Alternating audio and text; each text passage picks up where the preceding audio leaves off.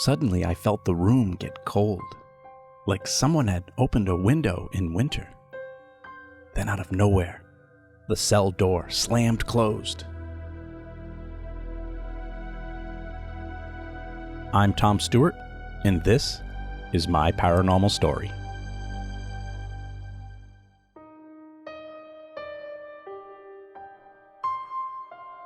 Before I start this episode, let me thank a few people, as I always do.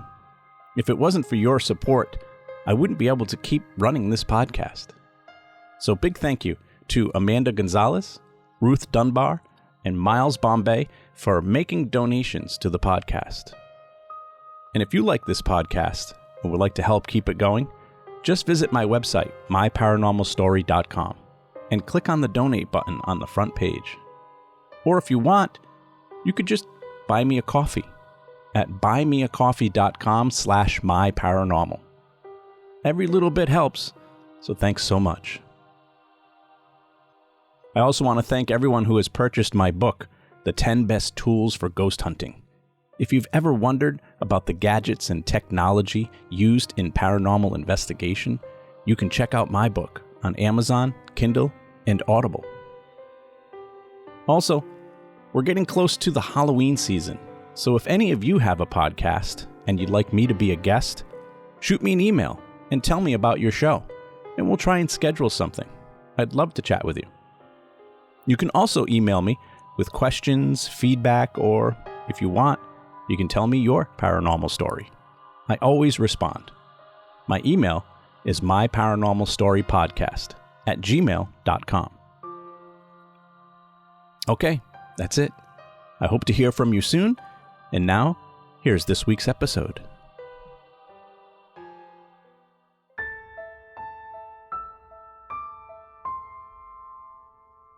I was going through some old case files recently, from when I was an investigator with Rise Up Paranormal. And man, did we investigate some old places. I mean, being in New England, we're surrounded by historic buildings and locations. Most people drive by them every day, but few people get to actually go inside them, investigate them, and experience them firsthand. Case after case of historic places like Fort Adams, Payne House, Chase Quarry House, Belcourt Castle, and on and on. But one of the files reminded me of one of the oldest and coolest places I've ever investigated. The old jail out on Cape Cod. Now I love checking out old historic places, and this building was constructed way back in 1690. That's like 330 years ago. They say it's the oldest wooden jail in the United States. And somehow, it's still standing right there in Barnstable, Massachusetts. It's a small, unassuming building right next door to the Coast Guard Museum. But this isn't the jail's original location. Sometime in the late 1800s, a more modern stone jail was built, and the old wooden jail was no longer needed. So it was sold to a local resident and converted into a barn on his farm. The jail was rediscovered in 1968 and moved to a safer location where it could be cared for by a local historical society. And you can still visit it today. The old jail was originally quite small, able to accommodate only 6 prisoners at one time, 2 per cell. The third jail cell was above the other 2, up in a loft. And over the years, it went through some renovations and even survived a fire. Some of the charred wood can still be seen in the jail. There was a large room added to the front of the jail at some point, and today that's used as a small museum with lots of different historical objects and trinkets of interest. And it also has electricity now, which is to say there's a few light bulbs in some areas to help see in the dark.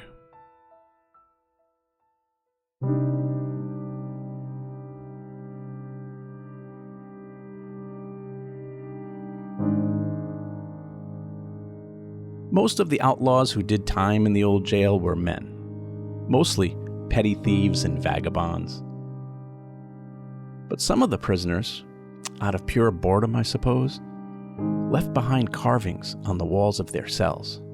Some wrote their names, some wrote dates, and some even left behind some crudely drawn etchings of their pirate ships, which can still be seen today. But strangely enough, the two most famous prisoners to do time in the old jail were women. Annie Eleanor Jones from Cambridge, Massachusetts, was a vivandière for the United States during the Civil War. She would help clean and cook for many of the soldiers. She was also rumored to be an escort for some of the men. Eventually, she caught the eye of General Custer and accompanied him on several evenings. And this made some of the other generals jealous. With all her travel between Massachusetts, Virginia, and Washington, someone decided to report her as being a possible spy for the Confederacy. She was arrested and placed in the old Capitol prison, but was quickly released. But soon after, she was caught breaking her parole agreement by sneaking into Virginia and was arrested again, this time returned to her home state of Massachusetts, where she was held in the old jail. A year later, she was pardoned by none other than President Abraham Lincoln himself.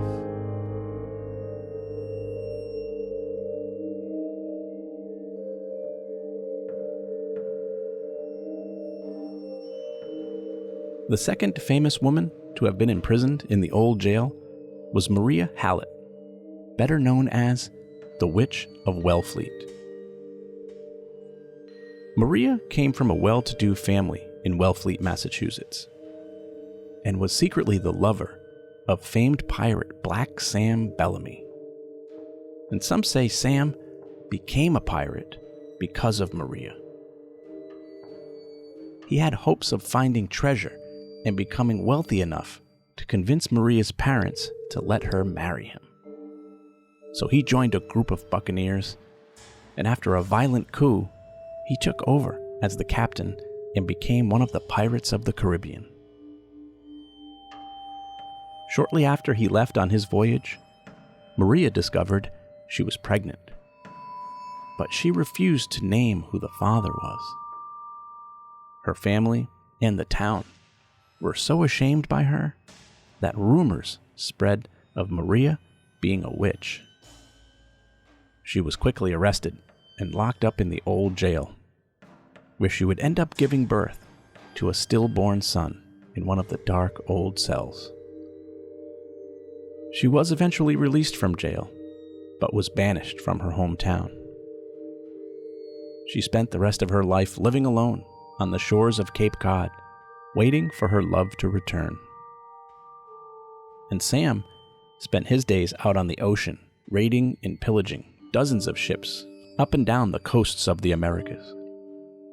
He eventually accumulated enough wealth to return home to his love in Wellfleet. But as he was sailing back to Massachusetts, his ship was caught in a nor'easter, and it wound up sinking just miles off the coast of Cape Cod. All but 2 of the crew perished, including Black Sam. And today it's believed that Maria's spirit haunts the beaches of Cape Cod, waiting for Sam. And some say her presence can also be felt in the old jail.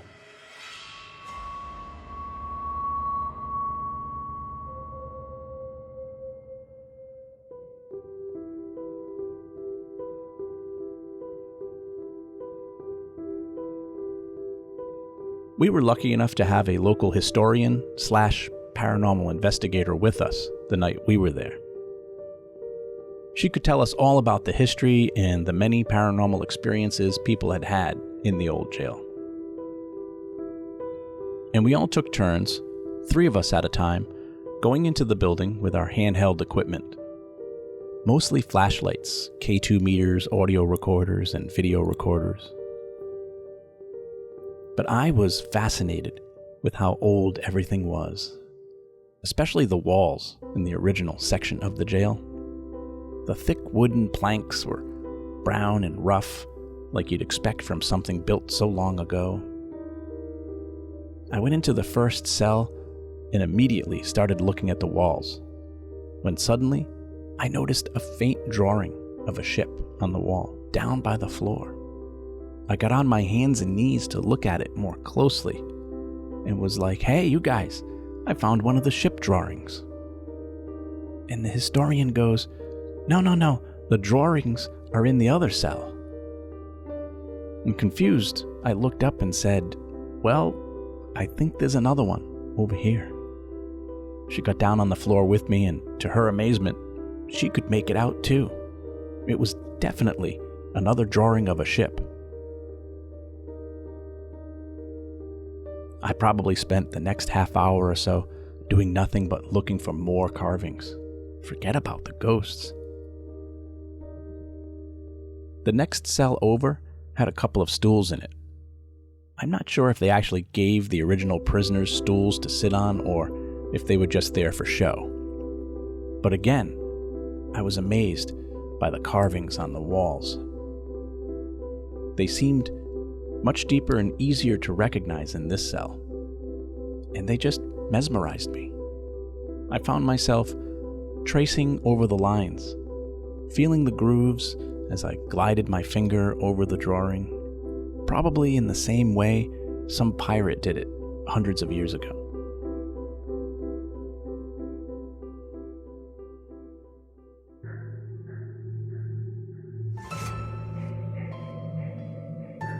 The jail cells were small, barely enough room for two of us. There were no jail bars. Each cell was just a wooden room on all four sides, with a small wooden door, reinforced with metal brackets and two large bolt locks. Now, I'm a little bit claustrophobic, and that can be an issue sometimes while investigating. But I was really hoping to connect with an actual pirate on this night.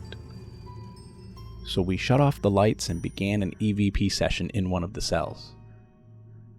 EVP stands for Electronic Voice Phenomena, and that's when paranormal investigators ask questions, hoping the spirits will answer on one of our audio recorders. Most of my questions were pirate-specific. What was the name of your ship? Who was your captain? Did you bury any treasures? But what was more interesting was when we asked, "If there's anyone else here with us, can you make a knocking sound?" And sure enough, there was the knock. I mean, it sounded just like someone knocking on one of the wooden walls. And it happened a few times in response to our questions.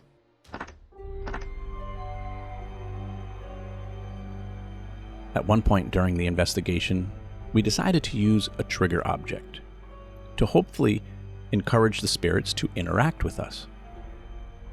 Trigger objects are usually an item that a spirit would be familiar with. So for instance, if you think the spirit is a child, you might want to put out a doll or a ball as a trigger item. If the spirit used to be a smoker when they were alive, you might want to use a pipe or a cigar as a trigger item. And well, since we were hoping to connect with pirates, we used a trigger item that they would be familiar with: rum. We placed a shot glass on a barrel in the corner of the jail and poured some rum into it. And throughout the night, we would invite any of the pirates who might be with us to enjoy a shot. Now, we never made it a common practice to bring alcohol with us on investigations, but this was a special situation.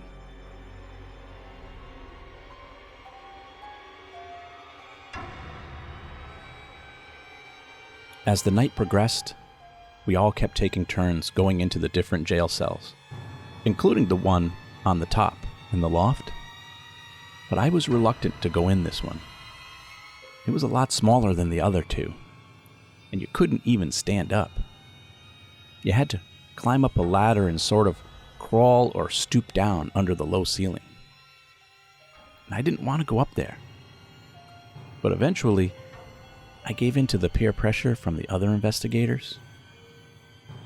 So I slowly climbed up the ladder and just looked around from the top. I could feel my chest getting tighter. I don't know if it was because of the height or my anxiety, but it was getting harder to breathe. The air was thick and warm, but I didn't want to turn back now. So I slowly made my way into the cell. I sat down on the floor with my audio recorder and flashlight facing the door, which I had purposely left open. I could hear the investigators below me doing an EVP session and asking questions when suddenly I felt the room get cold, like someone had opened a window in winter. And then, out of nowhere, the cell door slammed closed. Everything around me shook like an earthquake, and I panicked. As quick as I could, I crawled to the door, hoping it wasn't locked. And thankfully, I was able to open it. Both the investigators on the ground below looked as shocked as me. As fast as I could, I scampered down that ladder and never went into that top cell again.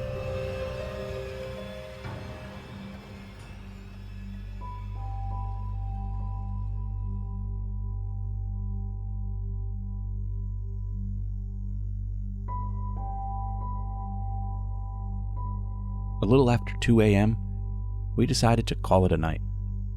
We turned on the lights and began to collect our things, when suddenly, one of the investigators yelled out, "Which one of you drank the rum?" The shot glass was empty. If you'd like to see some pictures from the old jail, including the ship carvings on the walls, head over to my blog section on my website at myparanormalstory.com. My Paranormal Story is written, produced, and narrated by me, Tom Stewart. Music from this episode courtesy of Kevin MacLeod at incompetech.com. If you enjoy my stories and would like to support the podcast, you can go to buymeacoffee.com/myparanormal or just click on the donate button on my website at myparanormalstory.com. I also have t-shirts and coffee mugs for sale. Unfortunately, podcasts cost money and your support helps me keep this podcast running. So thank you for your support. Please don't forget to subscribe so you'll know when I've added new episodes. And feel free to follow me on Facebook and Instagram. Just search for My Paranormal Story.